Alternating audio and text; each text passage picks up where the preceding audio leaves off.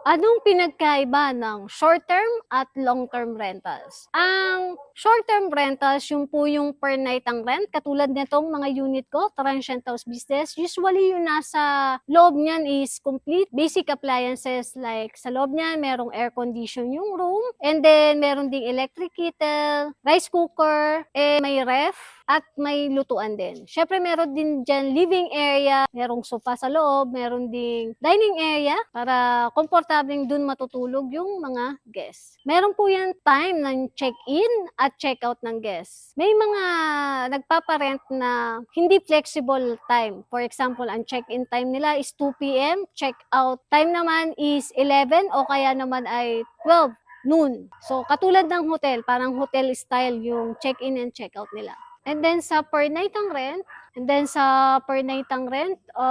napaka-importante na marunong ka sa marketing, sales, and operation. Kasi matrabaho yung ganitong negosyo at sa marketing, kailangan makita ka ng mga taong nangangailangan sa'yo. So, kailangan maging wide yung audience mo. Kasi mga strangers yung magpapabook sa'yo. Then, sa per month ang rate naman, ito yung maganda, hindi matrabaho at yung sinasabi nilang passive income. Although, hindi naman talaga siya totally passive income kasi pag may reklamo yung tenant, nandun ka pa rin sa landlord, susolusyonan mo siya. So, yung per month ang rate, yun yung per month yung usapan yung nababayaran ka. For example, per month, ang renta sa apartment business, halimbawa ito, apartment business, 10,000 per month. So, 10,000 yung babayaran sa'yo ng tenant per month, sasahod ka dyan, bawat unit mo. So, kung may 4 na unit ka, so, yun, total of 40,000 yung kikitain mo sa 4 na unit. Yun nga lang, fix siya. Long term yung contract nyo, 1-year contract. Yan yung usually na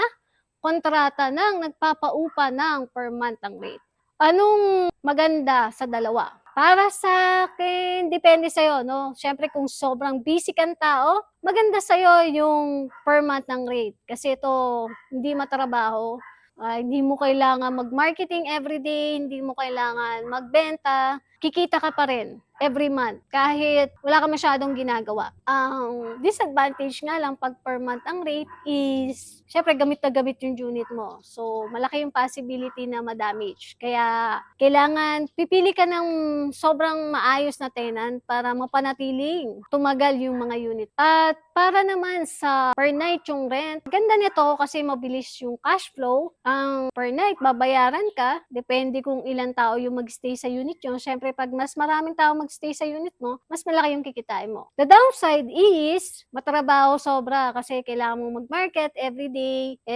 Kailangan marunong ka mag-live, mag-content, and very consistent ka. Yun. And then, pangalawa is, kailangan magaling ka rin sa sales, makapag-close ka ng deal. So, marunong ka makipag-usap sa chat, sa call, gano'n. Kailangan may emergency fund ka pag sa transient house business kasi hindi sure kung this month kikita ba talaga yung transient house business mo. So, pag hindi kumita, dapat may pambayad ka sa mga bills na parating like kuryente, tubig, internet, pati na rin legalities sa negosyo mo kasi ang transient house business ay madaling masita. Mas mainam talaga na legal ang negosyong to. So, yun yung paghahanda mo. So, magastos yung transient house business. Sa experience ko, kasi 2 taon na rin naman ako sa transient house business at 6 years naman ako sa apartment business. Kaya parehas ako nakaka-relate sa ganyan negosyo. So, pili kayo kung ano yung mas convenient sa inyo. Yung kaya nyong i-manage, kaya nyong i-handle. So, by the way, I'm Len Hagoba. Owner po ako ng transient house business. Ayan yung unit ko. Dito po yan sa Lucena City. Kung may question kayo, comment lang po kayo dito sa baba.